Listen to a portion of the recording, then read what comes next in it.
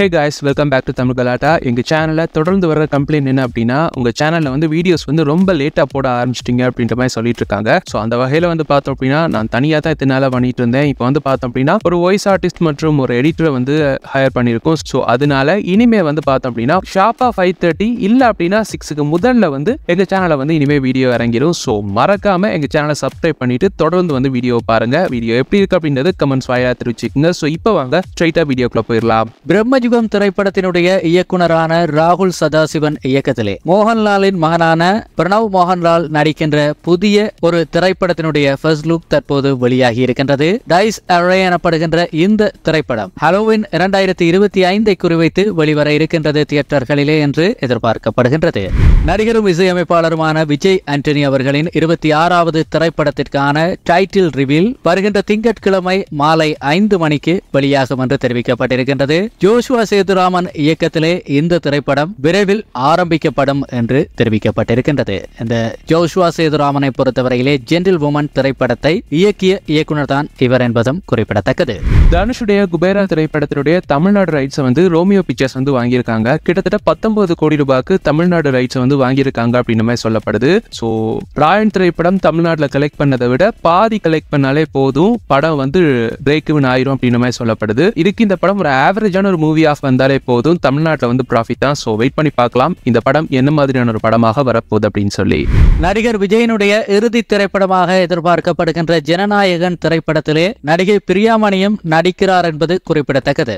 இந்த நிலையிலே சமீபத்திய இன்டர்வியூ ஒன்றிலே அவர் தெரிவிக்கையிலே நான் விஜய் சாருக்கு மிகப்பெரிய ஃபேன் என்று சொல்லி அவர் தெரிவித்திருக்கின்றார். மேலும் தளபதி விஜயனுடைய போர்ஷன்ஸ் எல்லாமே ஏற்கனவே படப்பிடிப்பு ஆரம்பிக்கப்பட்டு விட்டது என்று சொல்லியும் தன்னுடைய போர்ஷன்ஸ் வந்து இனித்தான் ஆரம்பிக்கும் என்று சொல்லியும் பிரியாமணி தன்னுடைய இன்டர்வியூவிலே தெரிவித்திருக்கின்றார். ரெட்ரோ திரைப்படம் தற்போது வெளியாகி கலவையான விமர்சனங்களை பெற்றிருக்கின்ற நிலையிலே அதனுடைய இயக்குனர் கார்த்திக் சுப்ராஜ் தன்னுடைய இன்டர்வியூக்களிலே நடிகை பூஜா ஹெக்டேவை அதிகமாக புகழ்ந்து வருகின்றார். குறிப்பாக படப்பிடிப்பு தளத்திற்கு அவர் மிகவும் ஆர்வமாக வருவார் என்றும் அதே போல பிரிப்பேர் ஆகி வருவார் என்றும் அனைத்து விதமான பயிற்சிகளையும் பெற்றுக்கொண்டார் என்று சொல்லியும் குறிப்பாக டப்பிங்கை கூட தானே டெடிகேஷனுடன் செய்து முடித்தார் என்று சொல்லியும் அவரை தற்போது ஏகத்துக்கும் புகழ்ந்து வருகின்றாராம் கார்த்திக் சுப்ராஜ். வருகின்ற செவ்வாய்க்கிழமை அதாவது மே 20ஆம் தேதி ஜூனியர் என்டிஆர் அவர்களுடைய பர்த்டே ஸ்பெஷலாக வார் 2 டீசர் வர இருக்கின்றது. வார் 2 திரைப்படத்தினுடைய டீசர் வர இருக்கின்றது என்கின்ற தகவல் தற்போது வெளியாகி இருக்கின்றது. இதேவேளை இந்த டீசர் வருகிறதன் காரணமாக என்டிஆர் நீல் என்று தற்போது கோட் நேமுடன் அழைக்கப்படுகின்ற ஜூனியர் என்டிஆர் மற்றும் பிரசாந்த் நீல் இயக்கத்தில் வெளியாக இருக்கின்ற திரைப்படத்தினுடைய கிளிம்ஸ் வருவது தாமதமாகலாம் என்கின்ற ஒரு அறிவித்தல் வெளியாகி இருக்கின்றது.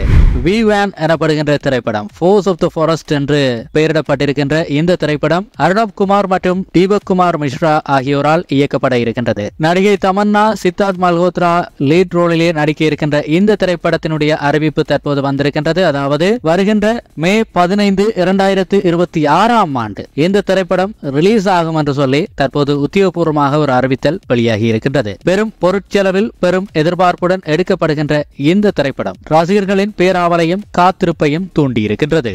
வல்லமை திரைப்படம் திடீரென பார்த்ததும் வலிமை மாதிரி இருக்குது. இது யாரு நடிச்சது அப்படின்னு சொன்னா பிரேம்ஜி. இப்படி ஒரு திரைப்படத்தை இவர் நடிச்சாரா அப்படின்னு சொன்னா ஆமா நடிச்சிருக்காரு. இந்த படம் வெளியாகி இருக்குது. எப்பன்னு சொன்னா ஏப்ரல் 25 வெளியாயிடுச்சு. கருப்பையா முருகன் இயக்கத்துல பிரேம்ஜி அமரன் முதன்மை கதாபாத்திரம் ஏற்று நடித்த இந்த திரைப்படம் வந்து பெரிதாக தியேட்டர்ஸ்ல வரவேற்பு பெறவில்லை. இந்த சூழல்ல தான் இந்த திரைப்படம் தற்போது ஆன்லைன்ல வரப்போகுது, அதாவது OTT-ல வரப்போகுது. டென்டுகோட்டா OTT-ல தான் இந்த திரைப்படம் வரும் என்று சொல்லி அறிவித்தல் வெளியாகி இருக்கின்றது. பார்க்கலாம் OTT ரிலீஸ் வந்தப்புறம் இந்த திரைப்படத்திற்கு வரவேற்பு கிடைக்குமா என்று சொல்லி.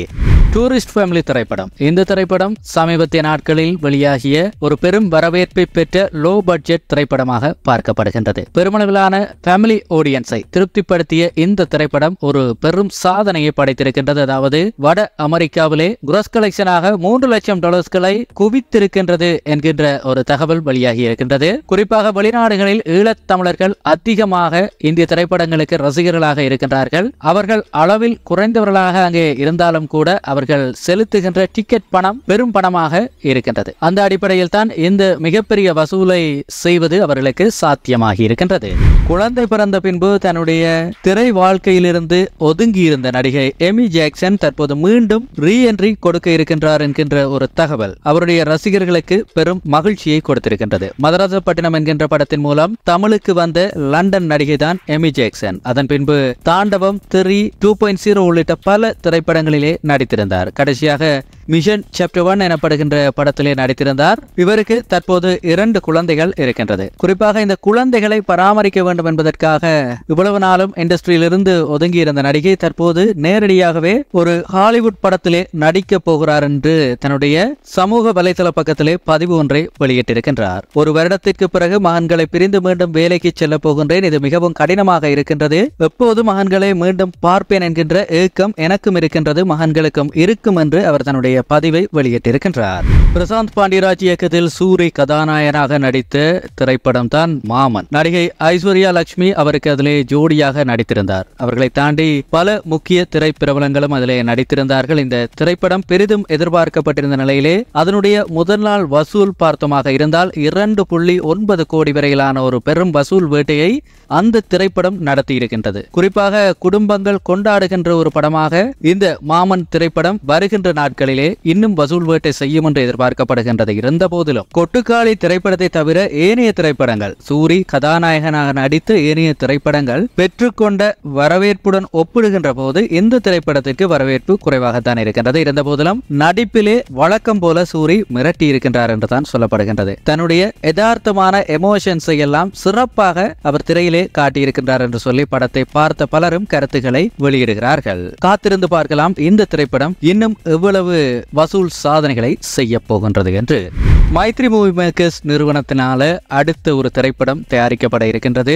இதுல நம்ம சூப்பர் ஸ்டார் ரஜினிகாந்த் தான் நடிக்க இருக்கின்றார் என்று ஒரு தகவல் வெளியாகி இருக்கின்றது. குறிப்பாக விவேக் ஆத்ரேயா எனப்படுகின்ற ஒரு யங் எமர்ஜிங் டிரெக்டர் தான் இந்த திரைப்படத்தை டிரெக்ட் பண்ண இருக்கிறார். இவர் ஒரு டேலண்டட் தெலுங்கு டிரெக்டர் என்பதும் குறிப்பிடத்தக்கது. நானே நடிப்பில் வெளியான சரிபோதா சனிவாரம் எனப்படுகின்ற திரைப்படத்தை கூட இவர் தான் இயக்கியிருந்தார் என்பதும் குறிப்பிடத்தக்கது. தமிழிலும் டப் செய்யப்பட்டு வெளியாகிய அந்த திரைப்படம் பெரும் வரவேற்பை பெற்றிருந்தது. குறிப்பாக அதனுடைய கதைக்களம் பார்த்தமாக இருந்தால் சனிக்கிழமைகளில் மட்டும் நானே அந்த திரைப்படத்திலே எதிரிகளை பந்தாடுவார், ஏனைய நாட்களில் அமைதியாக இருப்பார். இப்படியான ஒரு கதைக்களமாகத்தான் அந்த திரைப்படம் அமைந்திருந்தது. அப்படி வித்தியாசமாக ஒரு திரைப்படத்தை சிறப்பாக இயக்கிய அந்த இயக்குனர் சூப்பர் ஸ்டார் ரஜினிகாந்தை இயக்குவதற்கு வாய்ப்புகள் அதிகமாகத்தான் இருக்கிறது. ஏனென்றால் சூப்பர் ஸ்டார் ரஜினிகாந்த் அந்த திரைப்படத்துக்கு 300 கோடி வரை சம்பளமாக எதிர்பார்ப்பார் என்று கூறப்படுகின்றது. குறிப்பாக அந்த 300 கோடி என்பது தனியே டாக்ஸ்களையும் கட்டியதன் பின்னராக அந்த 300 கோடி அவரால் எதிர்பார்க்கப்படும். இதை கொடுப்பது மைத்ரி மூவி மேக்கர்ஸுக்கு சாத்தியமா என்று சொன்னால் நிச்சயமாக சாத்தியம். என்று சொன்னால் ரீசெண்டா அவங்க தயாரித்த புஷ்பா 2 திரைப்படம் 1800 கோடிகள் வரை வசூலித்தது குறிப்பிடத்தக்கது. திருமணத்தின் பின்னர் நடிகை காஜல் அகர்வால் தன்னுடைய திரை வாழ்க்கையில் இருந்து ஓய்வு பெற்று விடுவார் என்று சொல்லி பலரும் எதிர்பார்த்திருந்த நிலையிலே அவர் திருமணமாகி குழந்தை பெற்ற பின்னர் இயக்குனர் ஷங்கரின் இந்தியன் 2 திரைப்படத்திலே நடித்திருந்தார். அதிகமாக ஒர்க் அவுட் செய்து உடல் எடையை கணிசமாக குறைத்து தீவிரமாக பயிற்சி முயற்சி என்று சொல்லி அனைத்தையுமே செய்துதான் அவர் அந்த படத்திலே நடித்திருந்தார். ஆனால் அவரது காட்சிகள் அனைத்தையும் ஷங்கர் டிலீட் செய்துவிட்டார். குறிப்பாக இந்தியன் 3 அவருடைய காட்சிகள் வரும் என்று கூறியிருக்கின்றார். இதனால் இந்தியன் 2 ரிலீஸ் ஆகிய சமயத்திலே கடும் கோபத்திலே காஜல் அகர்வால் இருந்திருக்கின்றார். குறிப்பாக இந்தியன் 2 ரிலீஸ் நேரத்தில் அந்த படம் பற்றி ஒரு இன்ஸ்டா பதிவை கூட காஜல் போடவில்லை என்பதும் இந்த இடத்திலே குறிப்பிடத்தக்கது. இந்தியன் 2 பொறுத்தவரையிலே அது பட்டு தோல்வி அடைந்திருந்த நிலையிலே இந்தியன் 3 வருமா என்பது கேள்விக்குறியாகத்தான் இருக்கின்றது. இந்த சூழ்நிலையில் காஜல் அகர்வாலுக்கு மார்க்கெட் மொத்தமாக போய்விட்டது என்று அனைவரும் நினைத்திருந்த நிலையில்தான் அவருக்கு தற்போது ஒரு பிரமாண்டமான பட வாய்ப்பு கிடைத்திருக்கின்றது. அவர் நிதிஷ் திவாரி இயக்குகின்ற ராமாயணம் படத்திலே நடிக்க இருக்கின்றார். KGF புகழ் யாஷ் ராவணனாக நடிக்கும் நிலையில் அவருக்கு ஜோடியாக மண்டோதரி ரோலில் காஜல் நடிக்கப் போவதாக தற்போது தகவல் வெளியாகி இருக்கின்றது. மெகாஸ்டார் சிரஞ்சீவினுடைய 157வது திரைப்படம், அதாவது 2026 பொங்கல் ரிலீஸுக்கு வர இருக்கின்ற திரைப்படத்தை இயக்கவிருப்பவர் அனில் ராவிபூடி. சங்கராந்திகி வஸ்துனம் எனப்படுகின்ற ஒரு மெகா பிளாக் பஸ்டர் திரைப்படத்தை இயக்கி இருக்கின்ற இந்த இயக்குனரினுடைய இந்த திரைப்படத்திலே தற்போது புதிதாக லோட் ஆகி இருப்பவர் தான் நம்ம லேடி சூப்பர் ஸ்டார் நயன்தாரா. ஆனால் அந்த பெயரை அங்கே பயன்படுத்தவில்லை என்பது குறிப்பிடத்தக்கது. தவிர்த்து அந்த நடிகை ஒரு விடயத்திற்கு மிகவும் பிரபலமானவர், அதாவது தன்னுடைய சொந்த தயாரிப்பு அல்லாத வேறு எந்த தயாரிப்பு படத்தினுடைய ப்ரமோஷன்ஸுக்கும் அவர் போக மாட்டார் என்பது பிரபலமாக பேசப்படுகின்ற ஒரு விடயமாக காலமாக இண்டஸ்ட்ரியிலே இருந்தது. ஆனால் இந்த குறிப்பிட்ட மெகாஸ்டார் சிரஞ்சீவியினுடைய 157வது திரைப்படத்தை பொறுத்தவரையிலே அந்த திரைப்படத்தினுடைய அறிமுக வீடியோ தற்போது வெளியாகி இருக்கின்றது நேயர்களே. அதிலே ஒரு சிறப்பான ப்ரொமோஷனை நயன்தாரா கொடுத்திருக்கின்றார். இதை பார்க்கின்ற போது சாதாரணமாக ப்ரொமோஷன் எதுக்குமே செல்லாத நயன்தாரா இதுல ப்ரொமோஷனுக்கு இறங்கி செய்திருக்கிறார் அப்படின்னு சொன்னா பெரிய அளவிலே அதிக சம்பளம் கொடுக்கப்பட்டிருக்க வாய்ப்பு இருக்கின்றது என்றுதான் சொல்லப்படுகிறது. ஏன்னா இதுக்கு முன்னாடி இந்த படத்துல நயன்தாராவை நடிக்கிறதுக்கு கேட்ட போது பெரிய ஒரு தொகையை நயன்தாரா கேட்டிருக்கிறார் என்று சொல்லப்படுகின்றது. படக்குழுவினர் சற்று பெக்கடிச்ச போது சிரஞ்சீவி தான் அழுத்தங்களை கொடுத்து நயன்தாராவை அந்த படத்திலே இணைத்துக் கொண்டார் என்று சொல்லப்படுகின்றது. ஆகவே நிச்சயமாக பெரிய தொகை கொடுக்கப்பட்டிருக்க வாய்ப்பு இருக்கின்றது. அதனால் தான் அவர் ப்ரொமோஷனுக்கும் வேலை செய்ய அனுமதித்திருக்கிறார் என்பது இதன் ஊடாக ஊகிக்கப்படக்கூடியதாக இருக்கின்றது. நடிகர் தனுஷ் பற்றி துணை நடிகையான நடிகை வித்யுலேகா தெரிவித்திருக்கின்ற கருத்து தற்போது தமிழ் சினிமா ஊடகங்களின் பேசுபொருளாக மாறியிருக்கின்றது. கௌதம் மேனன் இயக்கத்தில் ஜீவா சமந்தா நடிப்பில் வெளியாகிய திரைப்படமான நீதானே என் பொன் வசந்தம் திரைப்படத்தில் நடிகர் சந்தானத்திற்கு ஜோடியாக நடித்து சினிமாவில் அறிமுகமானவர் தான் வித்யுலேகா. இவருக்கு லாக்டவுன் சமயத்தில் தான் சென்னையைச் சேர்ந்த தொழிலதிபர் சஞ்சயுடன் நிச்சயதார்த்தம் நடைபெற்று திருமணமும் நடந்து முடிந்தது. கூடுதலாக இவர் உருவக்கேலி என்கின்ற ஒரு மோசமான விடயத்தை தமிழ் சினிமாவில் அதிகமாக சந்தித்திருக்கின்றார். இதனால் கடுமையாக மன உளைச்சலுக்கும் ஆளாகி இருக்கின்றார் என்று சொல்லப்படுகின்றது. பொதுவாக திரைப்படங்களிலே இவரை வைத்து இவருடைய உருவத்தை கேலி செய்யும் வகையில் தான் கதாபாத்திரங்கள் வடிவமைக்கப்பட்டும் இருந்திருக்கின்றது. ஆனால் பெரும் முயற்சிகளின் பின்னர் அவர் தன்னுடைய உடல் எடையை கணிசமாக குறைத்து தன்னுடைய உடலில் ஒரு பெரும் டிரான்ஸ்பர்மேஷனையே செய்திருக்கின்றார். சமீபத்திலே அவர் ஒரு பேட்டி ஒன்று கொடுத்திருக்கின்றார். அதிலே இந்த உருவக்கேலி தொடர்பாக கூறுகையிலே தன்னை எல்லோருமே உருவக்கேலி செய்யும் கதாபாத்திரங்களுக்கு தான் பயன்படுத்தினார்கள். ஆனால் நடிகர் தனுஷ் இயக்கி நடித்த பவர் பாண்டி படத்தில் மட்டும்தான் அப்படி எந்த ஒரு சீனோ அல்லது வசனமோ தனக்கு இருக்கவில்லை. மற்றபடி அனைவரும் பாடி ஷேமிங் தான் பண்ணார்கள் என்று சொல்லி அவர் கூறியிருக்கின்றார். மேலும் தான் அமெரிக்காவில் செட்டில் ஆகிவிட்டதாக பல வதந்திகள் கிளம்பியதனால் தனக்கு தமிழ் மற்றும் தெலுங்கு சினிமாவிலே நடிப்பதற்கான வாய்ப்புகள் கிடைக்காமல் போய்விட்டது என்று சொல்லியும் அந்த நடிகை வருத்தம் தெரிவித்திருக்கின்றார். லவ் டுடே டிராகன் படங்களுக்கு பிறகு லவ் இன்சூரன்ஸ் கம்பெனி அப்படின்ற படத்துல பிரதீப் ரங்கநாதன் நடிச்சிருக்காரு. அந்த படம் இந்த வருஷம் செப்டம்பர் 18ஆம் தேதி ரிலீஸ் ஆக இருக்கு. அதுக்கு அடுத்ததாக அடுத்த மாதமே அதாவது அக்டோபர் மாதம் தீபாவளிக்கு வந்து இவருடைய அடுத்த திரைப்படம் ரிலீஸ் ஆக இருக்கு. அதன்படி டியூட் அப்படின்றது அந்த படத்தோட டைட்டில் ரீசெண்டா வந்து அறிவிச்சிருந்தாங்க. கீர்த்திஸ்வரன் அப்படின்ற ஒரு டெபியூட் டைரக்டர் இந்த படத்தை டைரக்ட் பண்ண மைத்ரி மூவி மேக்கர்ஸ் வந்து இந்த படத்தை வந்து ப்ரொடியூஸ் பண்ணிருக்காங்க. மமிதா பைஜு இந்த படத்துல வந்து பிரதீப்புக்கு ஜோடியாக நடிச்சிருக்காங்க. இந்த நிலையில இந்த படத்துக்கு எதிராக ஒரு கன்னட பட நிறுவனம் வந்து எதிர்ப்பு தெரிவிச்சிருக்காங்க அப்படின்ற மாதிரி ஒரு தகவல் வெளியாகி இருக்கு. அதாவது கன்னட நடிகர் ரவிச்சந்திரனுடைய மகன் மனோரஞ்சனை ஹீரோவாக வச்சு டியூட் அப்படின்ற ஒரு படத்தை வந்து தயாரிக்க 2016ஆம் ஆண்டே தலைப்பை வந்து அவங்க வந்து பதிவு செய்துட்டாங்களாம். கன்னடம் மட்டும் இல்லாம தமிழ்லையும் இந்த படத்தை வெளியிட போறோம் அப்படின்ற மாதிரி அவங்க சொல்லியிருக்காங்க. சோ இந்த நேரத்துல பிரதீப் ரங்கநாதன் படத்துக்கு டியூட் அப்படின்னு சொல்லி டைட்டில் வச்சிருக்காங்க அப்படின்னு நாங்க அதிர்ச்சி ஆயிட்டோம். சோ இதனால தமிழ் திரைப்பட தயாரிப்பாளர் சங்கத்துக்கு என்ன சொல்ல வரோம் அப்படின்னா இதை வந்து சுமூகமா முடிச்சிடுவோம், இல்ல அப்படின்னா சட்ட நடவடிக்கை எடுப்போம் அப்படின்ற மாதிரி அவங்க வந்து இப்போ ஒரு எச்சரிக்கை விடுத்திருக்காங்க.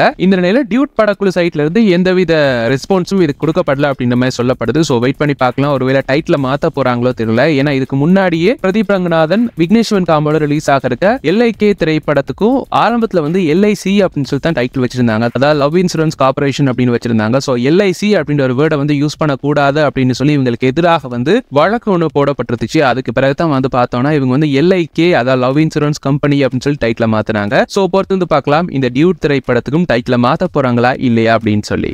இந்த வருஷம் ரொம்ப எதிர்பார்ப்புல இருக்க ஒரு படம் தான் தக் லைஃப் திரைப்படம். அந்த படத்தோட ட்ரெய்லர் வந்து இன்னைக்கு இப்ப ரிலீஸ் ஆகிருக்கு. சோ ட்ரெய்லரை பொறுத்த வரைக்கும் பார்த்தோம் அப்படின்னா முழுக்க முழுக்க கமல்ஹாசன் மற்றும் சிம்புவை தான் அடுத்தடுத்து காட்டிட்டு இருக்காங்க. அதை தாண்டி இந்த படத்துல நடிக்கிற அந்த காஸ்டையும் வந்து காட்டுறாங்க. இதுல வந்து த்ரிஷா வந்து சிம்புவோடைய ஜோடி அப்படின்ற மாதிரி தான் எல்லாருமே நினைச்சிட்டு இருந்தோம். ஆனா இங்க வந்து பார்த்தோம் அப்படின்னா ஒரு சீன்ல வந்து கமல்ஹாசன் வந்து த்ரிஷா கூட ரொமான்ஸ் பண்ணிட்டு இருக்காரு. சோ த்ரிஷா வந்து என்ன மாதிரியான ஒரு கேரக்டர் அப்படின்றது தெரியல படத்துல. சோ சிம்புக்கு ஜோடி யாரு அப்படின்றதும் தெரியல. சோ இதை தாண்டி வந்து பார்த்தோம் அப்படின்னா சிம்பு கமல்ஹாசன் ரெண்டு பேருக்குமே இடையில இருக்கிற பாசத்தை காட்டுறாங்க. ஒரு கட்டத்துல அது வந்து பார்த்தோம் அப்படின்னா பதவி ஆசையா என்ன அப்படின்னு தெரியல, ரெண்டு பேருக்கு இடையிலே முட்டிக்கிச்சு. சோ ரெண்டு பேருடைய ஃபேஸ் ஆஃப் சீனே வந்து காட்டியிருக்காங்க. அதுலயே சிம்பு ஒரு டயலாக் சொல்றாரு, இனிமே நான் தான் இங்க ரங்கராய சக்திவேல் அப்படின்ற மாதிரி சொல்றாரு. சோ அதுல இருந்தே தெரியுது அந்த சேருக்காக தான் எல்லாமே. ஆல்ரெடி செக்கச்சி வந்த வானமும் வந்து கிட்டத்தட்ட ஒரு சேருக்காக தான். ஸோ அதே மாதிரி தான் இந்த படம் இருக்க போகுது அப்படின்றது தெரிய வந்திருக்கு. ஸோ இதை தாண்டி யார் வில்லன் அப்படின்றது தெரியல, கமல்ஹாசனா இல்ல சிம்புவா அப்படின்றது தெரியல. இடையில வந்து பார்த்தோம்னா நாசரையும் வந்து காட்டுறாங்க, அவரே ஒரு கன்னிங் ஃபெலோ மாதிரி தான் காட்டுறாங்க. ஒருவேளை அவர் தான் வில்லனா அப்படின்றதும் தெரியல.